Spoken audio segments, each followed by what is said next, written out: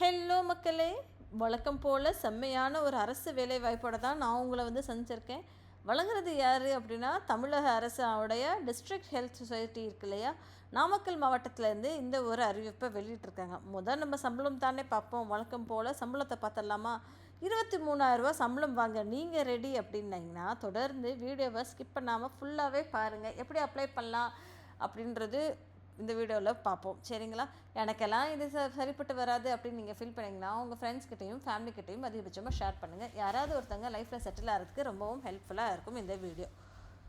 வாங்க வீடியோக்குள்ளே போகலாம். இது என்ன வேலை அப்படின்னு சொல்லி பார்த்தோன்னா, நாமக்கல் மாவட்டத்தில் தேசிய சுகாதார திட்டத்தில் கீழே பல்வேறு திட்டங்கள் காலியாக இருக்கும் இடங்களுக்கு ஒப்பந்த அடிப்படையில், திருப்பியும் சொல்கிறேன், ஒப்பந்த அடிப்படையில் முற்றிலும் தற்காலிகமாக, அதாவது பெர்மனன்ட் போஸ்டிங் கிடையாதுங்க, கான்ட்ராக்ட் பேஸ்டு போஸ்டிங் தான். ஓகேங்களா?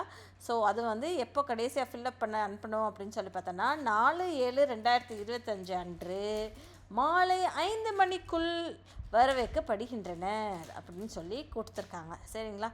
ஸோ இது என்ன அப்படின்னு சொல்லி பார்த்தோன்னா, டிஇஐசி அப்படின்ற மாதிரி எழுதியிருக்காங்க. அது என்ன டிஇஐசின்னு சொல்லி பார்த்தோன்னா, ஆடியோலஜிஸ்ட் அப்படின்ற மாதிரி சொல்லியிருந்திருக்காங்க. ஓகேங்களா? அப்படின்னா என்ன வேலைன்னு எனக்கு தெரியாதுங்க, சத்தியமாக தெரியாது. ஆடியோலஜிஸ்டெலாம் காலி இடங்கள் அப்படின்னா ஒரே ஒரு எண்ணிக்கைங்க. ஓகேங்களா? கல்வி தகுதி என்ன அப்படின்னா, இந்தியாவில் உள்ள அங்கீகரிக்கப்பட்ட பல்கலைக்கழகத்தில் பேச்சு மற்றும் மொழி நோயினால் ஆகியவற்றை இளங்கலை பட்டம் அப்படின்ற மாதிரி சொல்லியிருக்காங்க. இளங்கலை பட்டம் அப்படின்ற மாதிரி சொல்லியிருக்காங்க. வயது 40 வயதுக்குள்ளே இருக்கணும் அப்படின்ற மாதிரி சொல்லியிருக்காங்க. பணி நியமன முறை நேர்காணல் ஒப்பந்த பணி அப்படின்ற மாதிரி சொல்லியிருக்காங்க. மாத ஊதியம் 23,000 அப்படின்றது தெளிவாகவே சொல்லியிருக்காங்க. சரிங்களா மக்களே? அடுத்த ஒரு ரோல் என்ன அப்படின்னா, சிகிச்சை உதவியாளர் பெண் மருத்துவராக தான் இருக்கணும் அப்படின்ற மாதிரி சொல்லியிருக்காங்க. டிப்ளமோ நர்சிங் தெரப்பிஸ்ட் படிச்சிருக்கணும் அப்படின்ற மாதிரி சொல்லியிருக்காங்க. நர்சிங் படிச்சிருக்கணும் அப்படின்ற மாதிரி சொல்லியிருக்காங்க.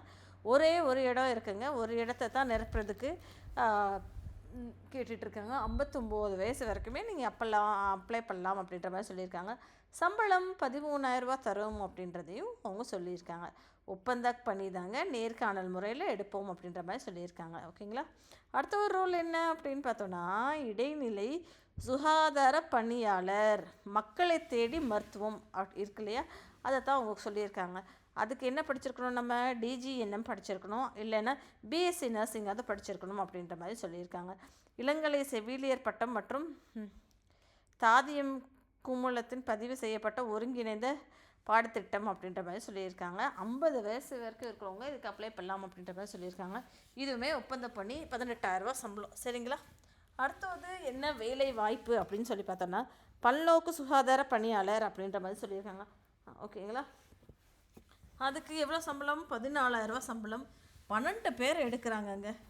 12 பேரை வேலைக்கு எடுக்கிறதாக சொல்லியிருக்காங்க.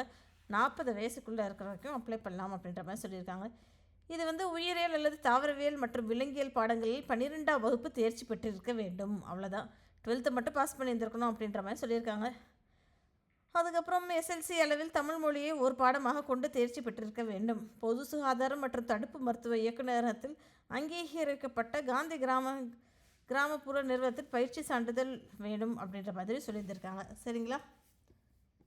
ஸோ இது என்ன வேறு என்ன கொடுத்துருக்காங்களா, இந்த பதவி முற்றிலும் தற்காலிகமானது அப்படின்ற மாதிரி கொடுத்துருக்காங்க. சரிங்களா?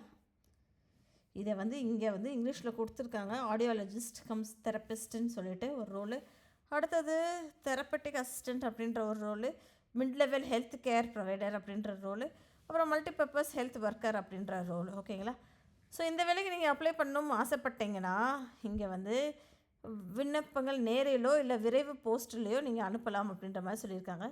விண்ணப்ப வேண்டிய முகவரி என்ன அப்படின்னு சொல்லி பார்த்தோன்னா, மாவட்ட சுகாதார அலுவலர், நிர்வாக செயலாளர், மாவட்ட நல்வாழ்வு சங்கம், டிஸ்ட்ரிக்ட் ஹெல்த் சொசைட்டி, மாவட்ட ஆட்சியர் அலுவலகம், நாமக்கல் மாவட்டம் அப்படின்ற மாதிரி கொடுத்துருக்காங்க. தொலைபேசி எண்ணை அவங்க கொடுத்துருக்காங்க.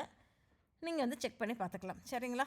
அது போக இதை எங்கேருந்து நீங்கள் டவுன்லோட் பண்ணிக்கலாம் அப்படின்னு சொல்லி பார்த்தோன்னா, namakal.nic.in அப்படின்ற ஒரு இணையதள முகவரியிலேருந்து பதிவிறக்கம் செய்து கொள்ளலாம் அப்படின்ற மாதிரி அவங்க சொல்லியிருந்திருக்காங்க. சரிங்களா? இப்போ நீங்கள் இதோட வேறு என்னென்ன அட்டாச் பண்ணணும் அப்படின்னா, டேட் ஆஃப் பர்த், எவிடன்ஸோட டேட் ஆஃப் பர்த், உங்களோட எஸ்எல்சி, உங்களோட ஹெச்எஸ்சி சர்டிஃபிகேட்டு, அதுக்கப்புறம் என்ன எஜுகேஷன் குவாலிஃபிகேஷன், 10th 12th டிப்ளமோவோ டிகிரியோ ப்ரொஃபஷனலோ நீங்கள் என்ன முடிச்சிருக்கீங்களோ அது அப்படின்ற மாதிரி சொல்லியிருக்காங்க. அப்புறம் ப்ரூஃப் ஆஃப் ரெசிடென்சி உங்களுடைய voter ID, Aadhaar card, ration card, phone bill, EB bill ஏதாவது ஒன்று சப்மிட் பண்ணணும் அப்படின்ற மாதிரி சொல்லியிருக்காங்க. ஓகேங்களா? வேறு ஏதாவது ஸ்பெஷல் ரெக்கார்ட்ஸ் இருந்தாலும் அதை நீங்கள் மென்ஷன் பண்ணலாம் அப்படின்ற மாதிரி சொல்லியிருக்காங்க. ஓகேங்களா? அதுக்கு 4/7/2025 மாலை 5 மணிக்கு மேலே விண்ணப்பங்கள் வந்ததுன்னா அது வந்து ஏற்றுக்கொள்ளப்படாது அப்படின்றது தெளிவாகவே சொல்லியிருக்காங்க. சரிங்களா மக்களே? அப்ளை பண்ணுங்கள். உங்கள் ஃப்ரெண்ட்ஸ்கிட்டையும் அதிகபட்சமாக ஷேர் பண்ணுங்கள். சப்ஸ்கிரைப் பண்ணுங்கள். தேங்க்யூ.